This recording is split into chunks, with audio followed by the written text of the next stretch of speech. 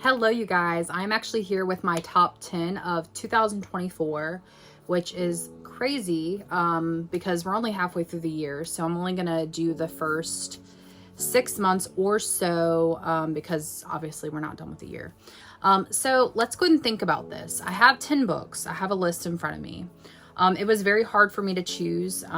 So let me go ahead and get started with the number 10 choice, which is yours truly, which I don't have physically. I have it on my Kindle. So that is my number 10. You'll realize I have 3 Abby Jimenez books on here. 3. Not 1, not 2, but 3. So that is my number 10. My number 9, I would say, is Archer's Voice by Mia Sheridan. This is the special edition. I really did enjoy this book. I wanted more at the end. So I do have a couple more Mia Sheridan books to read though. So I'm excited about reading those and seeing what I think of those. My number 8, I would say, is Never Lie by Frida McFadden. I have that somewhere in the other room. I really did enjoy that book. It was my second Frida book. So I'm going to read another one very, very soon, probably The Housemaid. So I'm looking forward to reading that. My number 7 pick, I would say, is The Do-Over by Lynn Painter. I read this actually in less than 24 hours. I really did enjoy it. It says 14 and up, so I believe it's considered young adult. So I just really enjoyed this book. A lot of people said they didn't like that one because it was very repetitive, but I didn't really mind the repetition. So to each their own. The next one on the list that I have, I think we're at number 6, is In 5 Years. This was my first Rebecca Sorrell or Serrell book. I really enjoyed this. It made me feel a certain way, very empathetic and stuff. I really did enjoy this. I think I even ended up crying. So I really like this one, and I'm looking forward to reading some more of her books. Actually, I have one on my TBR for this month.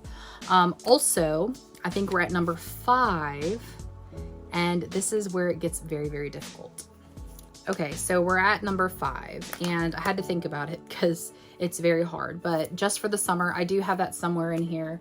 I really did enjoy Just for the Summer. That is actually a new release in 2024, and I love that book. It made me feel a lot of different ways. I connected to the main character, and I look forward to continue reading more Abby Jimenez. Number 4, it's another Abby Jimenez book. It was Part of Your World. I really enjoyed the first book more than the second book. I really just enjoyed Part of Your World. I connected to the main character, and I feel like Abby Jimenez creates these characters and they are actually going through real things and you just have to connect to them. So I really did enjoy that one. So number 3 is actually A Court of Mist and Fury. I really enjoyed that book very, very much, way more than the first book, and that is very common because the first book is world building. I look forward to continue reading books 3, 4, and 5. And then this is very, very hard for me, but I am able to interview an author this month that I found on TikTok, and her name's T.M. Franklin, and she sent me a copy of her book, and I read this book of Snow and Roses, and it is so good. I am looking forward to reading the rest of the series. It's called the Magically Ever After series, and Of Snow and Roses is such a good book. It's a fantasy. It's pretty short, and it's set in a mental hospital, and there's just so much character development and so much going on, and you just want to keep turning the pages. So I really enjoyed that book. I powered through that in a couple days, and I'm looking forward to getting to know this author and just reading more of her different series that she has.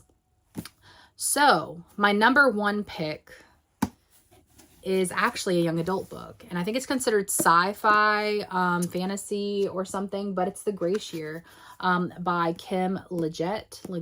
I don't know how to say her last name, but this book was really good. I was a big Hunger Games fan back in the day, and this kind of gave this, but it also gave kind of suspenseful. There was just so much going on in this book. So I have recommended this book probably to over 10 people, and they have pretty much all enjoyed it. And then the cover, of course, is gorgeous.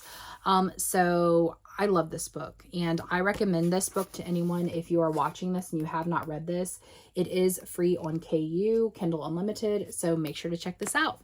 Have you guys read any of the books that I just went through? If not, comment down below some recommendations of what I should read for the rest of the year.